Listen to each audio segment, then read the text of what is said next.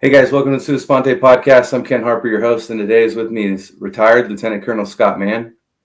Scott was in the Special Forces for 18 years. He served in the military for 23. He has a very extensive background, but also we talked about some things prior that stood out to him in his background. And one was in his 20s, he became a father. In his 30s, he had realized he had a drinking problem, and then in his 40s, when he was retiring from the military, he asked himself, "Is that it?" And then he became an entrepreneur, a speaker publicly, and then also he wrote a couple books: Operation Pineapple Express, Nobody's Coming to Save You, and The Last Out, which is also a movie. And he's currently in charge of the nonprofit task force Pineapple, and also runs the website Rooftop Leadership. Scott, thanks for being here today. Thanks for having me on, Ken. So, Scott, one of the things we try to do here at the Sua Sponte podcast is just talk to guys who've successfully transitioned out of the military and are just now living their lives, and we like to talk about the struggles they went through and some other just stuff to try to help give guys a path to follow or look to. So other than what I covered, is there anything that stands out to you that you've been doing since you've got out of the military for like different jobs, schools, and stuff of that nature? I mean, I think the biggest thing that's maybe like a common thread or a through line, Ken, is working around storytelling as a modality to heal and continue to heal, continue to make sense of things that didn't make a lot of sense from my time in service, to include loss of friends and even certain memories that are very isolated, kind of white hot. Storytelling can help. It has for thousands of years. It's a sense making tool, and I really fell in love with it when I had a pretty dark transition myself. It didn't go well at all leaving the military, and storytelling was the first thing I found through civilian mentorship to really help myself navigate that. And I got to say, to this day, I've been out for 12 years now. I still use storytelling in just about every way known to man to help myself come home and transition. So where did you come upon the storytelling thing? Was it just like in your family, or did someone suggest it to you, or how did you come upon that as a way to help heal?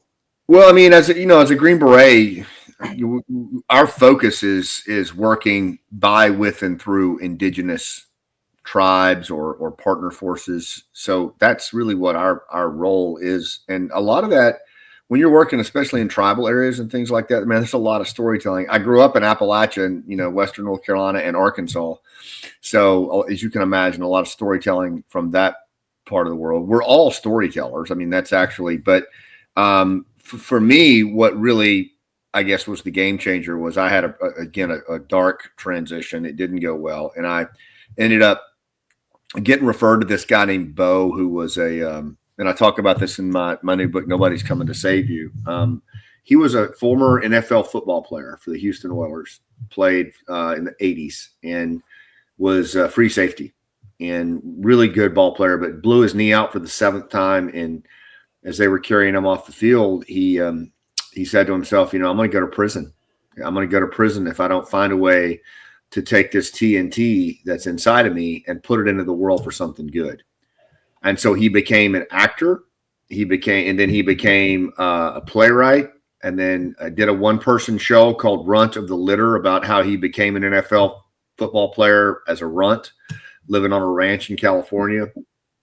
And then he became a speaker and a trainer of guys like me who had their own stories of struggle, trauma, grief, guilt. And he shows them how to basically take the real primal aspects of storytelling and take that story that's, your struggle, and put it into something that actually can help people. And you can actually make peace with it and put it into the world. And I fell in love with that process. I loved it. Everything about it. It helped heal me, first of all. But then I saw it as a way to kind of bridge gaps when I talked to my wife and kids about my combat experience or my my things I brought home or job interviews. It was just a great way to navigate the world. And it became my next ridgeline in terms of how I transitioned and came home, the thing that I just continued to move towards and still do. So when you first separated from the military, I know you were in your 40s and you retired. What was your plan, if you had any, of what you were going to do when you got out? I had a pretty good plan. I mean, because I retired and I retired on my terms. I felt like, in SF, the Army SF officer corps was getting really, career focused, and I just didn't want a part of that. So I retired on my terms and hung it up. And my plan was to kind of do what I think a lot of guys do, which is go be a contractor. The wars were still raging in Iraq and Afghanistan at that time when I retired. And I thought, this is going to be great, man, because I've got my wife and I are still married. I have 3 boys, 3 sons, and they're all still at home. They were in high school and middle school at the time. I've got a book I want to write. I'm going to get this job as a contractor and everything will be great. And I did. I got a job, made good money. But within, probably 72 hours, Ken, of taking off the desert boots and swapping out for the Tampa Bay flip-flops, the snakes in my head started to squirm pretty hard. And I started to experience, I compare it to like changing planets. It's what it felt like. It was like, literally, I felt like I was on a new planet as I came home to the civilian world. And although we were making good money, the boys were still home. I was not a happy person at all. My boys would walk out of the room if they saw me coming because they didn't know what version of dad they were going to get. I had lost a lot of my purpose and identity that I had defined myself as a Green Beret and had not really replaced it with anything. So it got pretty dark for me, man, and started to have it was over 18 months, but I ultimately wound up in a place where I had a gun in my hand, and had every intention of checking out, and wasn't able to go through with it, but it scared the hell out of me, because I had never been to that point in my life. And I knew I needed to do something. I was already in recovery from alcoholism. So I knew some things I needed to do.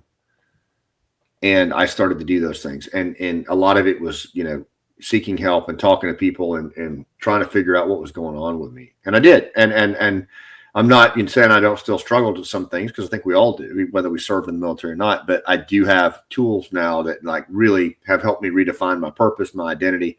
Storytelling's a big part of it. But none of what I'm doing now as a keynote speaker, an actor, a playwright, an author, none of that was in my plan. Not a single thing.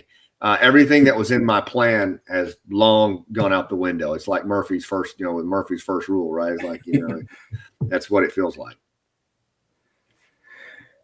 And so one thing I just want to say is you were in that dark place. You almost committed suicide. I mean, closer than you can be. And, but you're still here.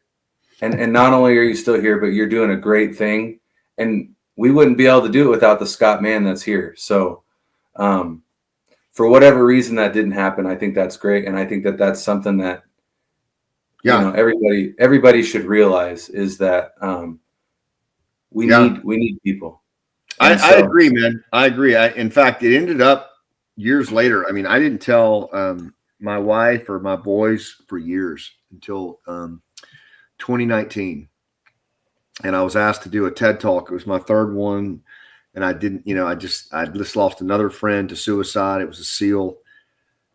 And I was like, man, I changed my TED Talk at the last minute. And I had to tell my wife and boys about that day in my bedroom closet that they had never known about. But then when I told them, they weren't that surprised. Honestly, they understood much more than I gave them credit for. But the point was, I did a TED Talk about my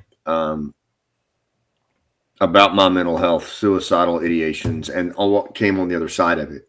And it's called The Generosity of Scars. I don't know if you've seen it. I'll send you the link. But I would encourage people to talk about or to watch it, because I think there's some things in that talk that folks will find themselves, they'll locate themselves in if they served. And then I think there's also some information in there about purpose and story and things like that that are universal and are available to us that I had to learn the hard way. And I don't ever want anybody to go through something like that again, if they can help it. Do you think that acknowledging that to your family and discussing that with them openly was one of the more helpful things? Yeah, because it took the power away from it. For the longest time, it was something a secret I'd kept to myself.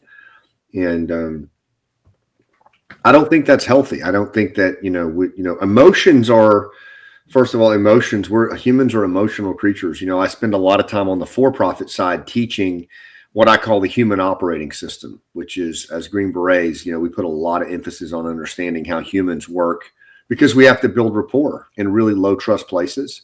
So if you don't understand how the human operating system functions, then you're not going to be very good at rapport building. And so I've spent a lot of years studying how we're wired as humans. And it turns out we're all remarkably similar in how we navigate the world.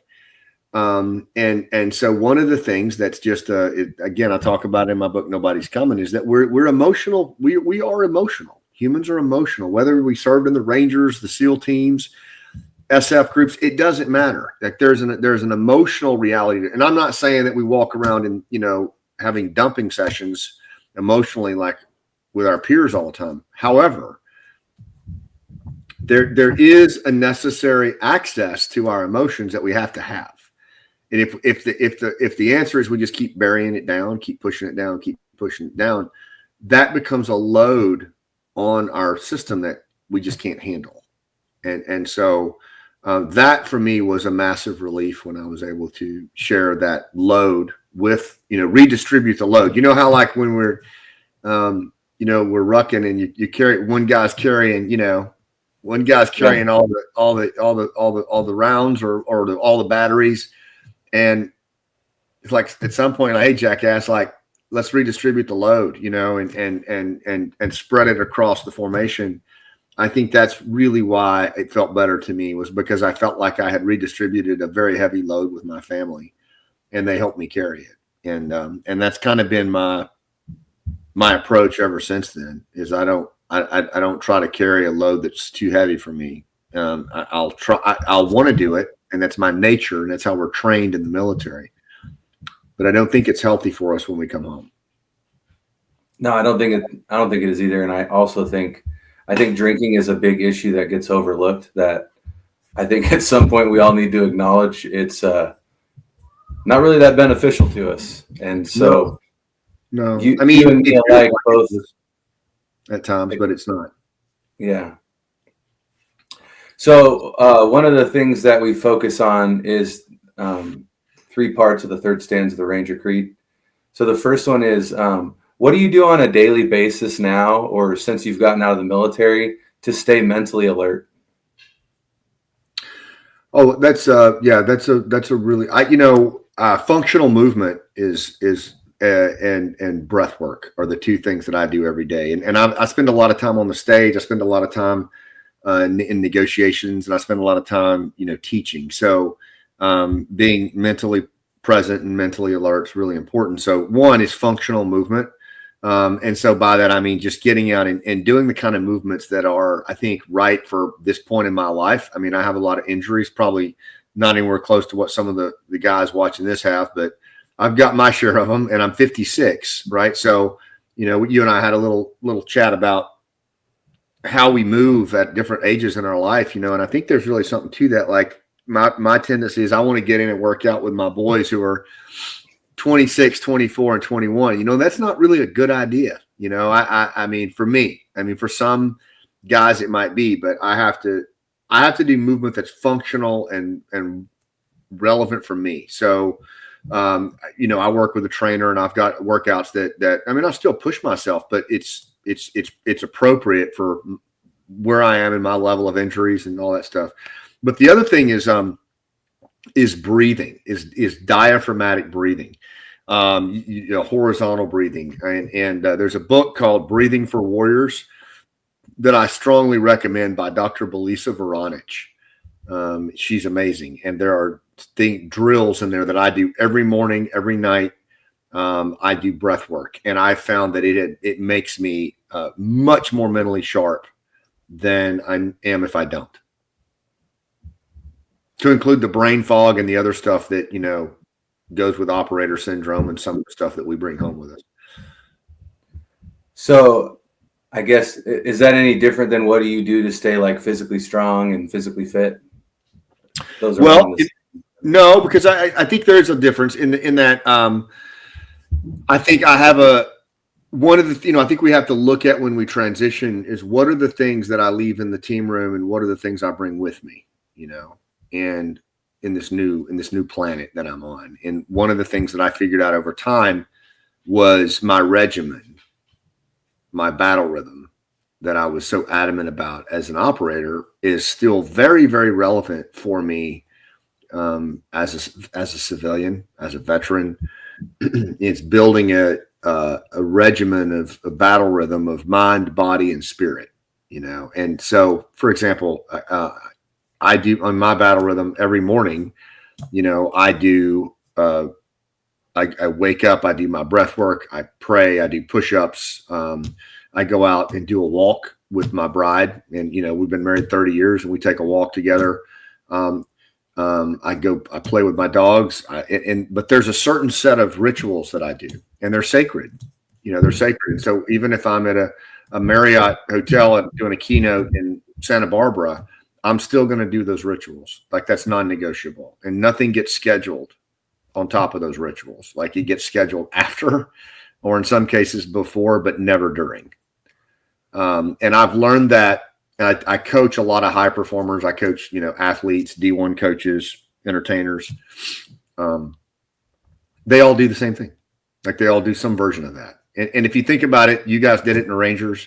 We did it in Special Forces. Like there were just certain things that you did, and they were non-negotiable because they were necessary for you to be at the top of your game. Why would that be any different when we come out? Like, we have an appetite for high performance. Like, don't trade that one in. Yeah, and I think some guys struggle with that when they get out, because there's not that like set up in that regiment that you need to do. At least, yeah. When I was in battalion, when I got out, that's what happened. Is you went like 375, they were deployed. So when I ETS, everybody I knew was gone. So yeah. For me to stay on a regiment or like just a rhythm of daily working out and doing all those things that were important, which they've always been important to me. So I really didn't get away from it. But I know that some guys trade out all those fundamentals when they get out of the military. Like, I don't need to do that anymore. And I think that can be an added stress. Yeah. I think not only can it be an added stress, I think it can be a contributor to a decline. Spiritually, mentally, and physically. That's why I answered when you asked me that about physically. I think that I personally believe that you can't live a life like we lived and then just stop. Because if you think, I mean, yeah, some of the things we did were not exactly great for our bodies. So I'm not saying that you continue that level of like physical intensity. Some guys can.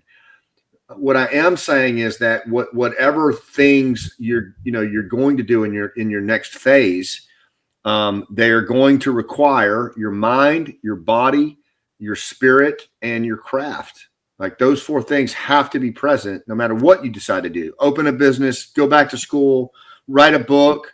Your mind, your body, your spirit, and your craft of what you're doing have to be invited to the party. The same way that you needed those four things when you were a Ranger or when you were a Green Beret.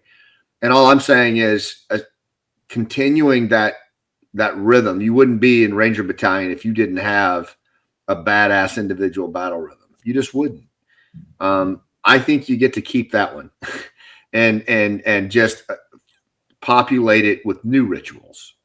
But they're still mind, body, spirit, and craft.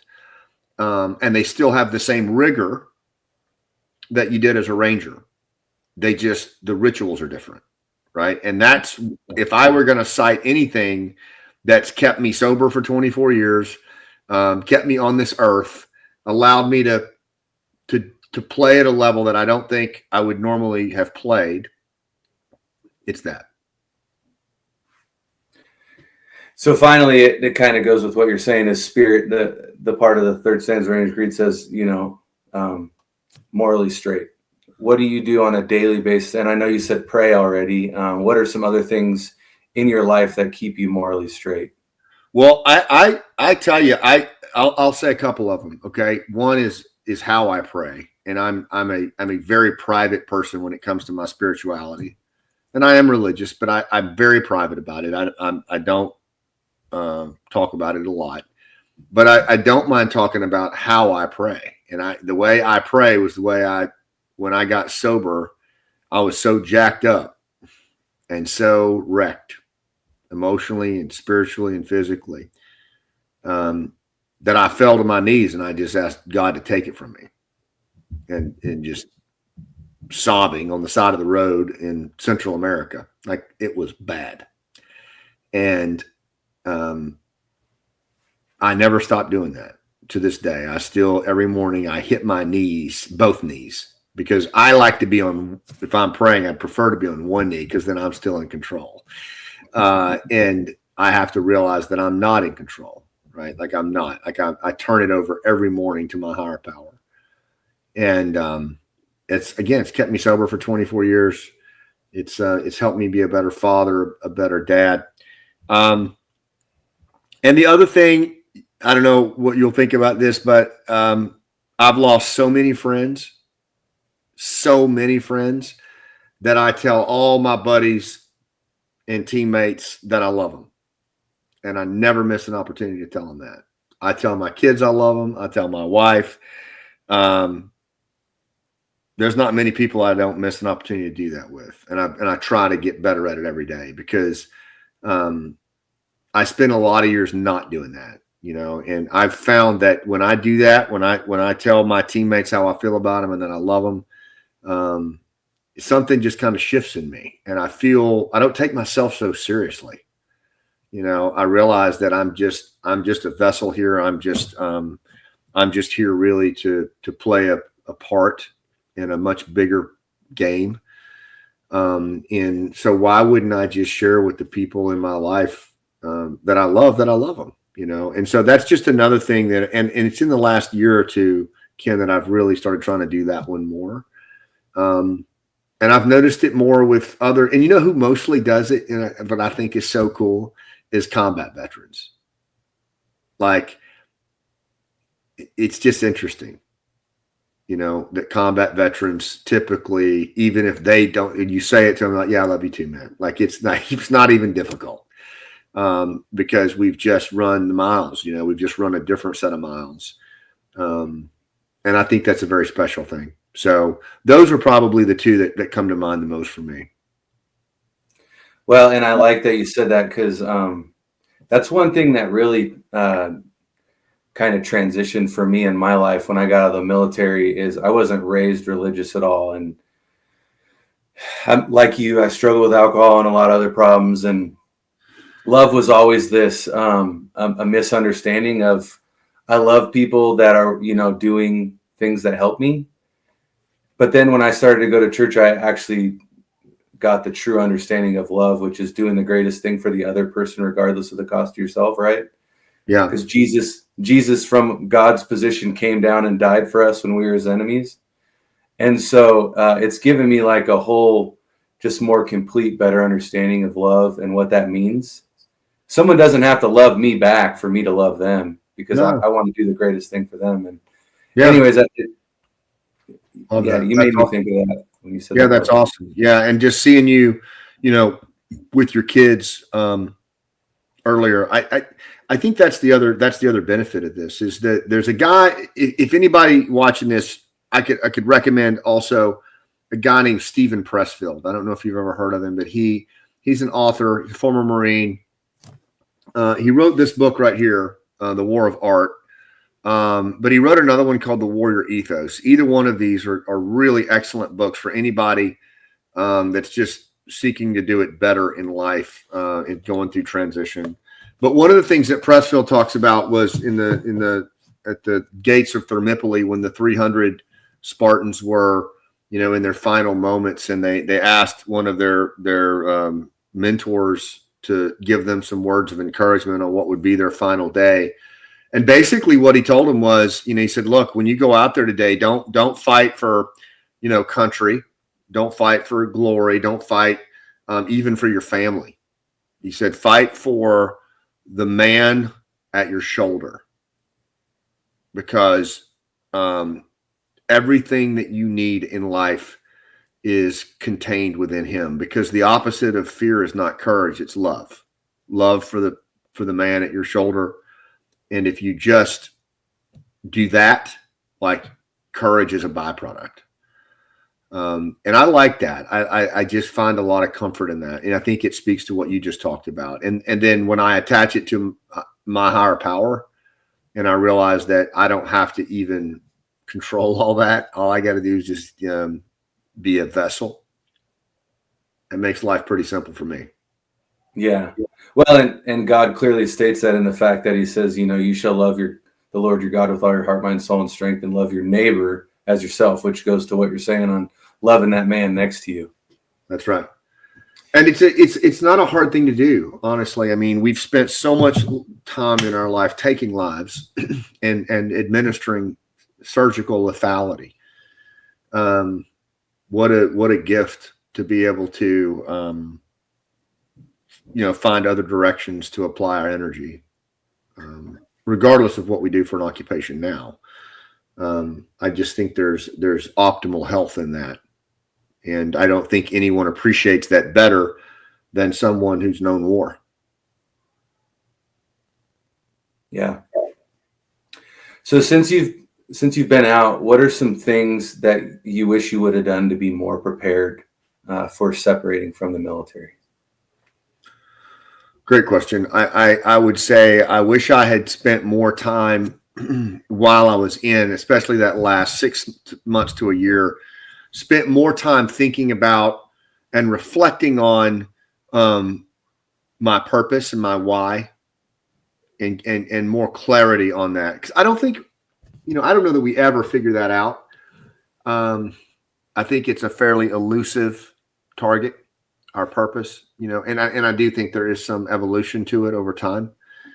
But I think it's the scariest thing that we could do, because if we don't, and the reason is because, like, most people that I've known, and I don't know how you feel, but like most people in special operations are very self-actualized. They are living their purpose. They are symbiotic with what they feel like they were put on this earth to do when they are kitted up and doing, the highest level of performance as a Ranger, as a SEAL. There's just, you're literally enshrouded in your identity. Until you're not. And then you're like working at Home Depot, or you're driving a semi-truck. You're driving a semi-truck, or you're keynoting on a stage, But the point is that before we came in the military, there were certain things that lit us up. There were certain things that drove us. There were certain things that drove us to the military. And the military doesn't get to keep those things. Like, those are things that are innate within us. I learned, for example, through my play and working on my play, that it wasn't what I put on, like the armor, in terms of my communication skills and my storytelling. It was actually what I took off. It was as I started to take the armor plates off around my chest cavity, I started to realize, wow, like that's actually who I am, and it's not about I don't even use the vulnerable word. I think it's about being relatable. It's just looking to make yourself relatable. How do I become more relatable to my kids? How do I become more relatable to my wife, or more relatable to my neighbor who never served, right? That's my job. That's my job. That's not somebody else's job. That's my job, is to try to be as relatable as I can as I navigate the world. At least that's how I see it. I wish I had spent more time getting some clarity on what it really is that lights me up. And I think I would have probably discovered some things that maybe would have made my transition less painful. So I would encourage people to put some thought to that. I have written a book, honestly, called Mission America. It's a nonprofit book. All the proceeds go back into our nonprofit. But I would encourage people to go on Amazon, pick that book up. Then I think it's chapter 3 or 4 is about purpose and about how it's got exercises in it to identify that. And I would definitely spend some time doing that because I didn't, and I wish I had. Yeah. Well, and that's one thing I feel like I really struggled with growing up is, and that's where your story is interesting, because at 14, you knew you wanted to go to special forces. You did it. You know, you retired at 40. You kind of felt that calling and that purpose. I remember being 20 years old, like, I went to junior college. I don't know what to do now. And so I joined the military with a friend, but I feel like school didn't really help me figure out what I was good at, you know, where I should really direct my energy. And that's one thing, like, where me and my wife focus with our kids is we want them to leave the house knowing what they're good at and probably what they're called to. I like that. Let me ask you this. I think that comes through your gifts, like whatever your gift, because looking back, I do realize that nature I had to want to protect and stand up for people, but I didn't know at the time. But I remember several times standing up for my friends, and I don't know why I did it. It just, yeah. Yeah. Was there ever a point in the Ranger Battalion where whether it was when you first got there, going through Ranger school, in combat, was there ever a point in your time in the Rangers where you first remember it just like clicking, where everything just clicked and fell into alignment, and you kind of looked around and you're like, this is where I belong? No, I didn't, and I don't know if it's because I was just so self-consumed and drunk all the time, and you know, I mean, other than like at work, I wasn't, but right. No, I don't think I had that realization until I was older, like 27, and I had been out for a couple years, and I was kind of like, I don't know what I'm gonna do. Like I don't. Yeah. It happened more after I was done drinking, and I had like resolved some problems in my marriage, and it definitely didn't hit me right away. Yeah, well, and I think that's a valid point, is that it's different for everybody. You know, and that's the thing too, is that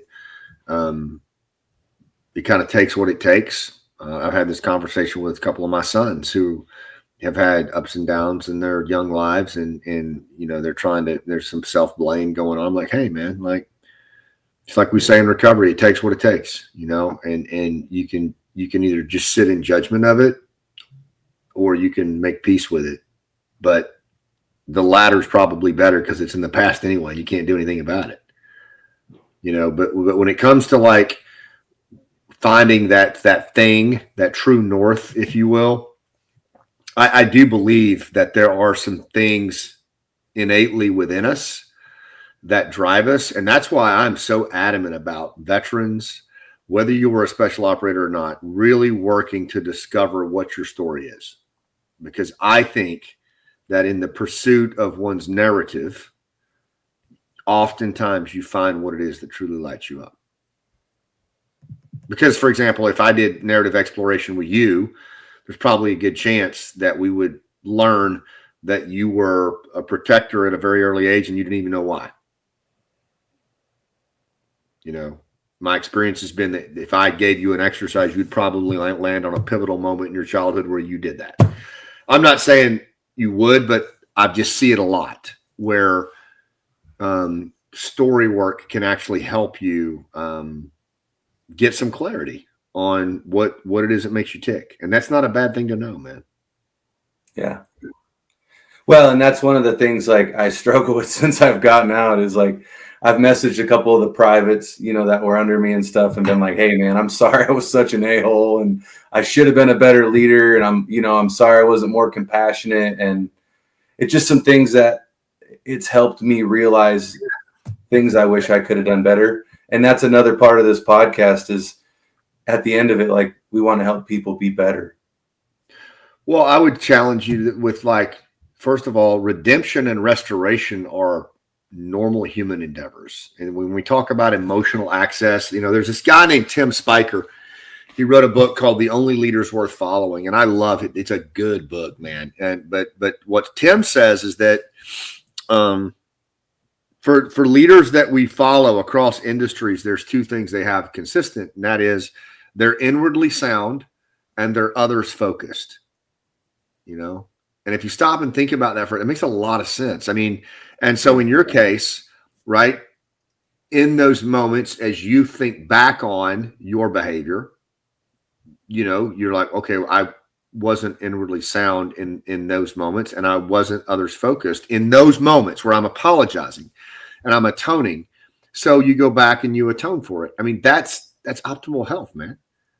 That's optimal health, because like we all do that. And the more when you do that, you start to become inwardly sound and others focused. This podcast that you're doing to help get in front of the suicide epidemic that we're seeing in the veteran population, like it's inwardly sound and others focused. And so would you have thought 5 years ago you'd be hosting a podcast? No. Right. And that's my point, is that a lot of times I think our higher power puts this stuff in front of us in ways that we don't even know. And there's a level of just trusting that, you know, it's just kind of trusting that as it unpacks itself, because it might not always be some lightning bolt, you know, like you said, it could be what appear to be a random series of events, but in fact, they're not, you know? Yeah.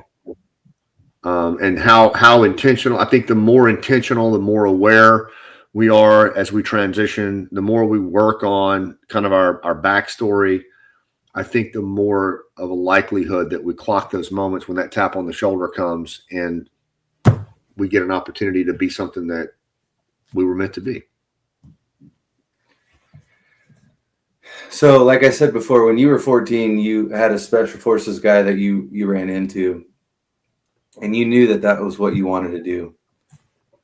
What are some suggestions you have for the guy that might be 26 or 30 and might be looking at getting out of the military, or like you said, your sons?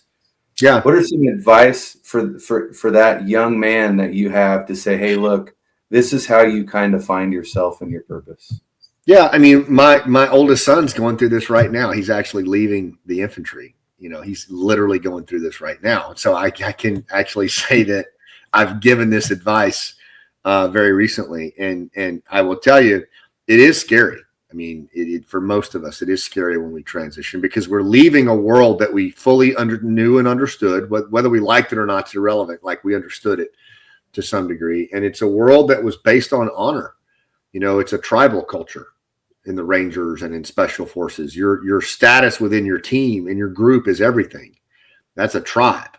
And so your honor is your currency. Whereas you come out in the civilian world, it's bass backwards, right? I mean, it's all about an individual contractual society where the individual is at the heart of everything. And it's not honor, it's credit that motivate a lot of people around us. And we get out, we look at that, and that's disgusting. We don't like that. And the thing is, we don't have to play that game. We can still play an honor-based game, but we just have to know that we're on a different planet. And, you know, it's just a different world. So we have to kind of navigate a little differently. But that's the first thing I would tell anybody getting out, is understand that you are truly changing planets. You are going from a tribal, honor-based society into an individual, contractual, credit-based society. And that is a major difference, right? And so we have to recognize that the minute we step into that world, it's just going to feel different. It doesn't mean that we have to surrender our innate values. It just means that the people around us might not share them as readily, right? That's number one, because, you know, the first special ops imperative is know your operational environment. We need to know that. The second thing I would say, again, is spend some time reflecting, writing, journaling about what is it that lights you up? What is it that makes you tick? I mean, when you're a grandfather or grandmother years from now, and you put your little one on your knee, a grandkid, and you tell them what it was about the military and the people you served with that you're most proud of, like, what were the things and write those down, because that's probably the very thing that you need to carry with you into the world, that you need to find some way. And then the other thing is, there's nothing wrong with doing what scares you and doing what you've always wanted to do and still putting food on the table. And I'll give you, you're a case in point, right? You drive a truck, you put food on the table, take care of your wife and your kids, and at night you do a podcast so that you can give back and self-actualize and fulfill a purpose bigger than yourself, right? There's no ceiling to what we can do in transition. We can literally design it. And there's no cookie cutter. There's no hard, fast rule. You can do both. You can put food on the table while you're designing this other part of your life. And you're only limited by your imagination. That's what I like about the idea of transition and coming out of the military, is that for the first time in your life, you can finally do what you've been deferring so that you can protect everybody else. So, I mean, take advantage of that and pursue it, and surround yourself with civilians as well as veterans, because it's the civilians, honestly, who will push us the most to do things bigger than ourselves, and maybe even hold space for us and believe in something bigger than what we do until we can actually believe in it. The biggest mentors I had in transition were civilians. And I think not being afraid to let them be a part of our life. That was a lot. I didn't mean to give that many, but those were kind of what I'm thinking. No, it's great. I think that's really helpful, because any way you can try to find yourself and understanding that, like, it might be doing a job that you don't like, but as long as you're providing and it gives you the ability to work on those other things, that's what's important. Absolutely. Absolutely. Stephen Pressfield calls it a shadow career. And I think it's total. I did it for years as I was working. I was writing books and working on my speaking craft. I wasn't making enough to take care of my family, and so I worked in the contracting space and other things, and it allowed me to take care of my family and still develop a life now that I do fully by design. I'm a playwright. I'm an author. I speak. We're empty nesters. Monty and I travel around together, and I speak, and then we'll stay a day and hang out. But I think we can design that. I really do believe that. But we might have to just grind in the interim while we're designing. Ooh. I'm sorry about that. No, I'm good. We're good. So in your book, Nobody's Coming to Save You, what, I don't want to cover too much of it and then people not read it because it's such a good book, but Thank you. You talk about the churn a lot, which is it's kind of like good versus evil. Yeah. Right. I mean, how would you define that? And then also, when you talk about it, you talk about in Afghanistan and seeing all the negative implications it has on their society. Right. What do you see in America now that reminds you of that? Right. Right. So the churn, the way I define it is, I mean, if you look around the country today and look at how we act when we're in traffic, how people act on social media, how we acted during the election. I mean, you don't have to look far to see that there's a different, unprecedented set of social conditions in how we treat each other, that were not here 5 years ago, 7 years ago. We didn't unfriend people 8 years ago. Like you didn't unfriend somebody and separate from their life because of a political candidate. And if you did, it was very rare, but now it's normalized. And so it's this unprecedented set of social conditions that separates us, that isolates us. And here, I started to call it the churn in Afghanistan because, and again, I'm just going to speak to my mission set as a Green Beret. Like we would get dropped into these low trust, high stakes places where we were expected to take indigenous people, bind them together and have them fight from the bottom up. Well, we were in such a churn of conditions that like, it was really difficult to do that. And you had to get really deliberate and intentional about how you built relationships. You had to understand the science of it. That's why I got into this, was because I found myself relying on instinct to build rapport in a trust depleted society. And instinct's not enough when you've got 40 years of warfare that's fueling how people treat each other.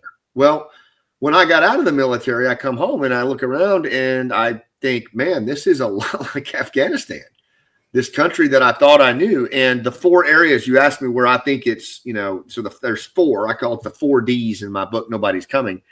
The first one is distraction. The same way Afghans were distracted with all of the change in their society as troops would rotate in and out. We're so distracted in our country that the average attention span of an adult human in the West is 8 seconds. And it's like 2 seconds less than a goldfish.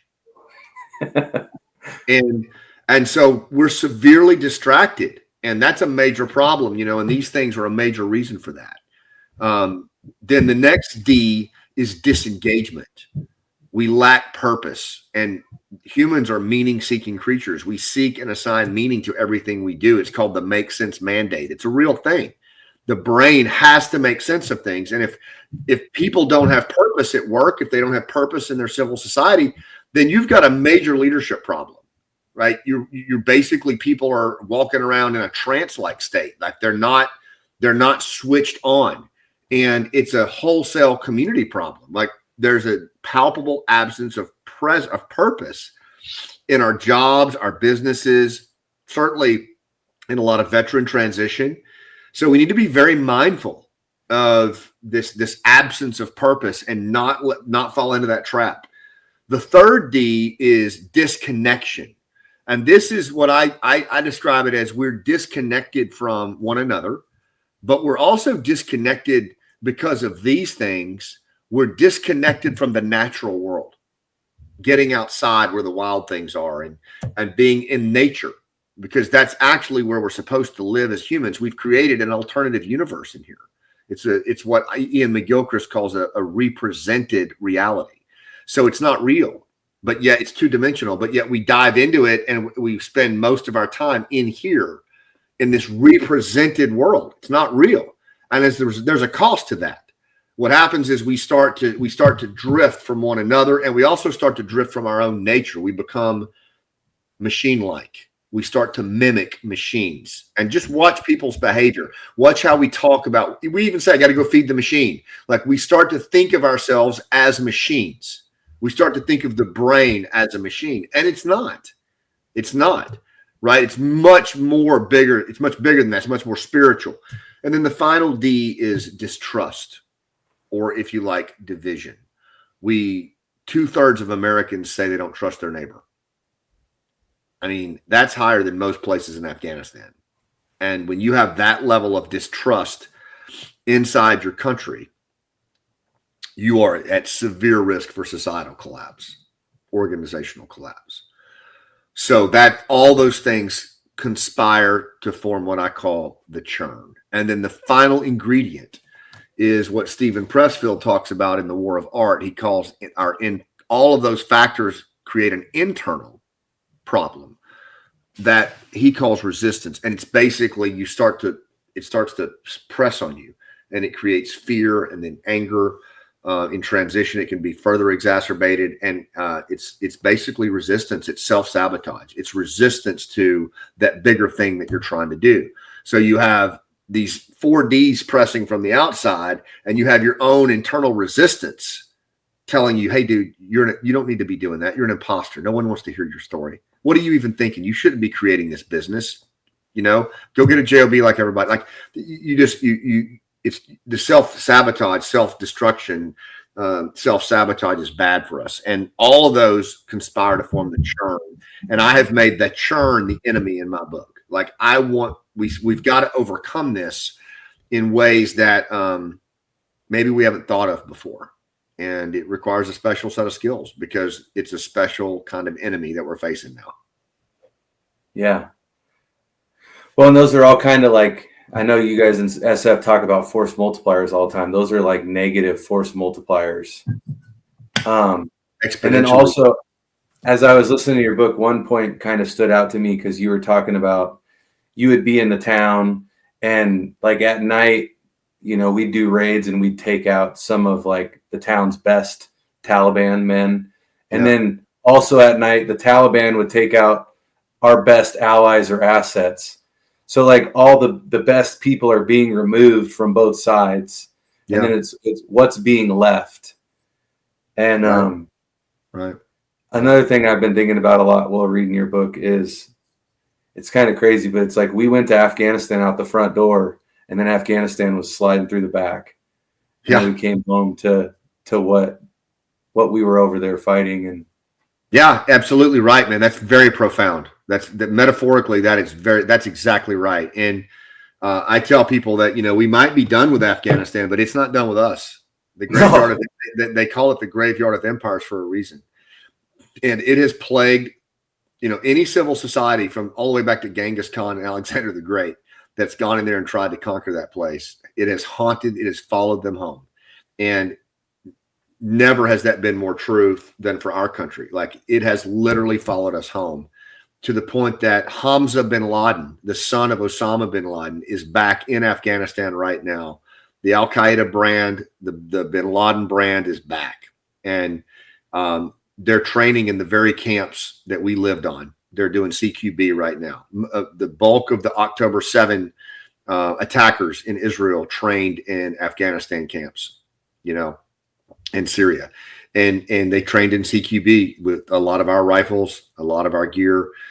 The reality is there's still a lot of stuff going on in this world that I think the GWAT generation, our generation of warfighters, are going to be called upon again. And I don't know in what capacity. And I know we're kind of shifting gears here, but I really do believe that we're probably looking at another complex terror attack on the homeland within 18 months that's going to make 9/11 look like a dress rehearsal. And it's going to look more like October 7 in Israel than September 11 at the World Trade Center. No, I agree.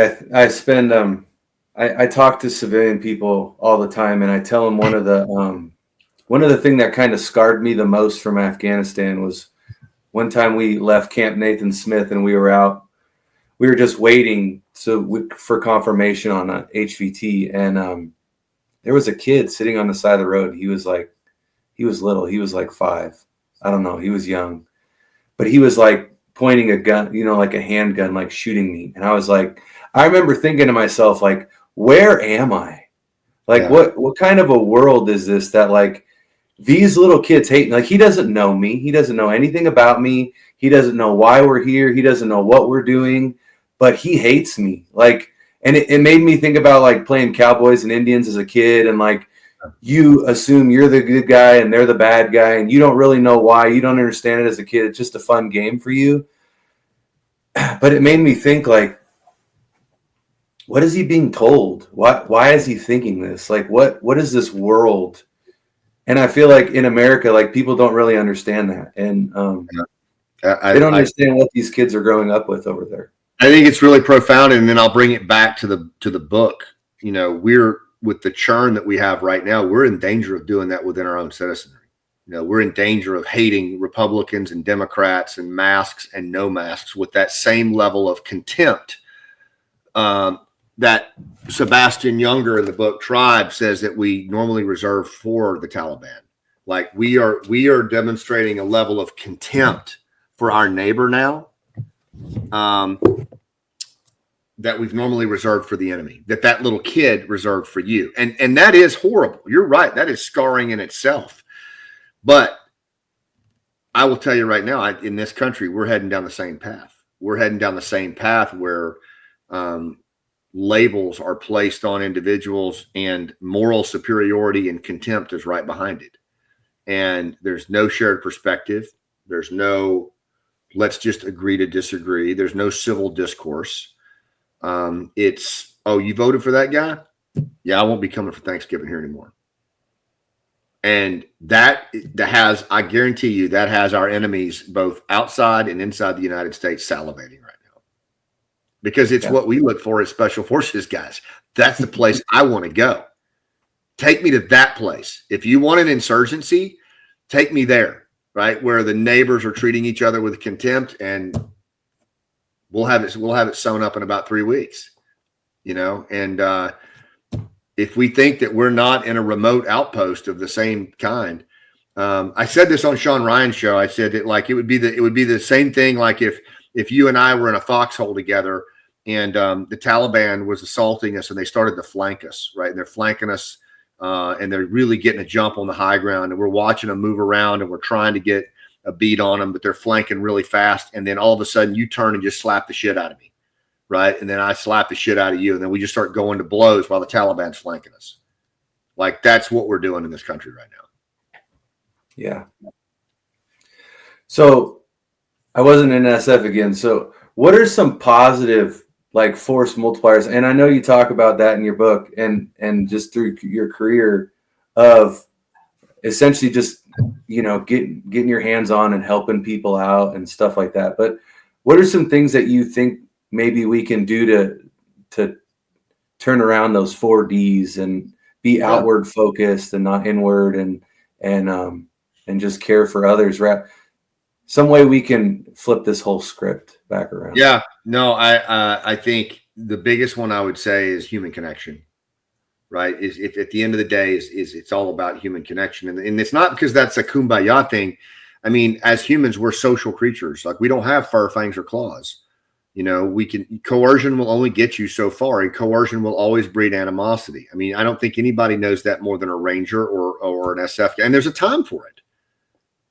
But it's not what you lead with. If every tool in your kit bag's a hammer, then every problem looks like a nail. And that's fine if your job is direct action. But if your job is in the United States to, you know, work in corporate America or a small business or whatever, then leading with that coercion, it doesn't work. It just doesn't. And so what does? Well, human connection. And we've lost in the churn this ability to connect with other humans. We've just lost it. And COVID hasn't helped, you know, and so we've got to regain our skills, our interpersonal skills, our active listening skills, how we prepare for a negotiation, how we tell stories about what we do, how we listen to the other person tell their stories, the questions we ask our teenagers. All of these are skills that we learned in Special Forces because we had to gain entry into some low trust areas. And I'm simply saying, nobody's coming. We got to do the same thing in our own communities, our own families, our own businesses now. And this book is all about that. It's storytelling that shares the best practices that we learned as Green Berets that are very replicable in the world you live in, because we're all wired the same way. Do you think, or do you have any suggestions for, I see a lot of the problem is deferred responsibility in our country nowadays. Is we really can't put the finger on who's responsible for anything. You know, the stock market's out of control, the government's out of control, but who really has their name on the dotted line for what's responsible here? So do you, I mean, aside from just us individually each picking up what we're responsible for and accounting for it, do you have anything? Because you talk about a starfish organization and a spider organization. Is there any way to go from being a spider back to a starfish? I know that sounds stupid and people might not understand that, but yeah, in the back of my book, towards the end, I talk about this thing that Robert Putnam described as the upswing in America. And it actually happened in the early 1900s, where a whole range of social movements that grassroots, bottom up, the Rotary Club, the Junior League, the Kiwanis Club, Alcoholics Anonymous, all of these groups that we understand today, they all started in the early 1900s. And America was in a very similar spot where it is right now. It was on the verge of, you know, what seemed to be collapse. You had the haves, the have-nots. You had political discord. You had infrastructure falling apart, immigration, cities, crimes were rampant. And so pundits were saying America's on her last days. And then all of a sudden, these bottom-up movements started happening. And the next thing you know, the largest running period of social connection in American history from 1910 to 1972 took place. Now, in that period, there was also a lot of governmental change, like the National Park Service was founded, the way we busted up monopolies. I mean, a lot of this stuff, regardless of politics, like this was the government taking like responsible behavior that was actually they were feeling pressure from the bottom up. They were feeling pressure from civil society. The starfish was pressuring the spider. That absolutely, I think it's already happened in a range of ways. Look at how the veterans groups jumped into the fray when Afghanistan was abandoned. Our group, Task Force Pineapple, was among hundreds of other groups that said, nope, not good with this, man. And we put pressure on the government to do better. Granted, they didn't do great, but there was pressure brought to them, and there still is.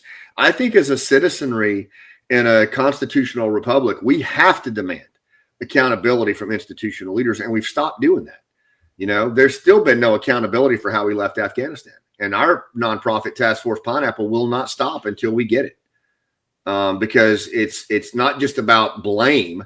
It's about ensuring that we don't ever do that again, because you can't keep abandoning your partners like we have the Afghans, the Iraqis, the Kurds, the Montagnards in Vietnam. I mean, we have a multi-generational habit of abandoning our partners. We can't do that, and so that's why you need accountability, because there's got to be assurances, crystallized lessons learned. If you guys ran a mission and did your squad or your platoon did a target, did you do an after action review after you did it?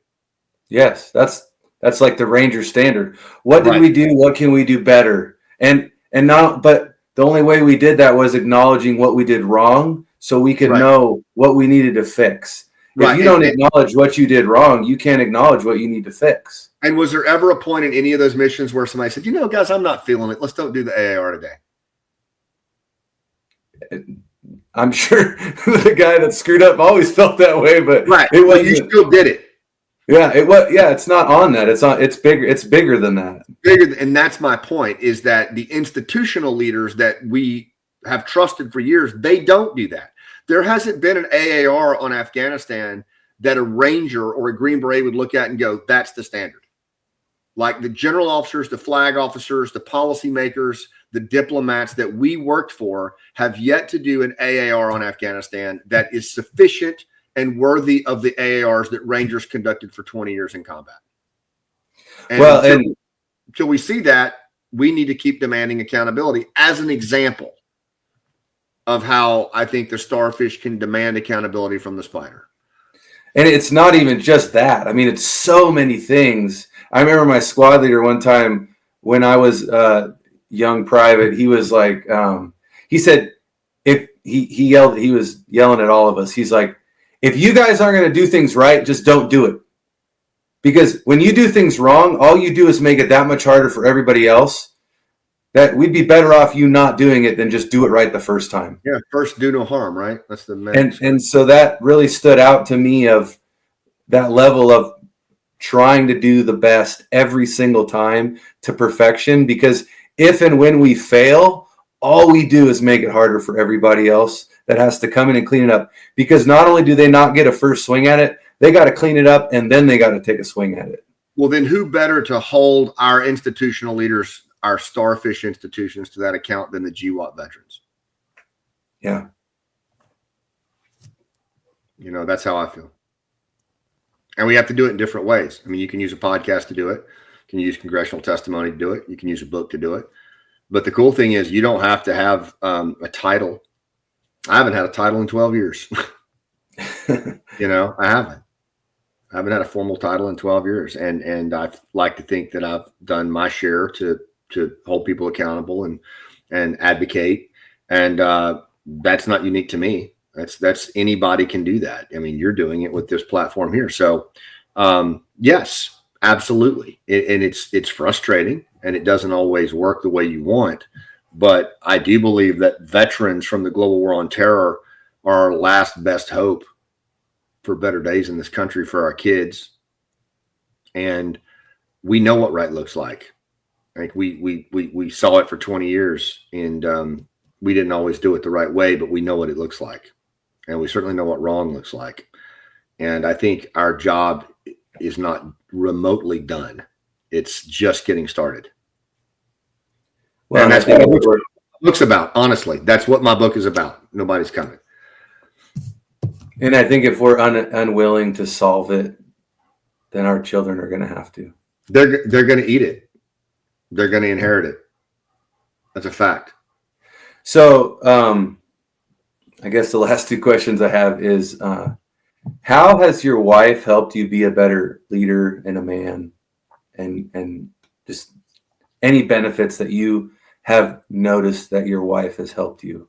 That's a whole nother podcast episode. Honestly, honestly, I the older I get, the more I realize how much I not just depend on her, but how much she does selflessly to take care of this family, and that she's done over the years during the war. And she continues to do. And I don't know honestly where it comes from. I mean, I just realize I want to be more like her every day. And I know that sounds kind of lame, but it's true. Like if I could be more like her,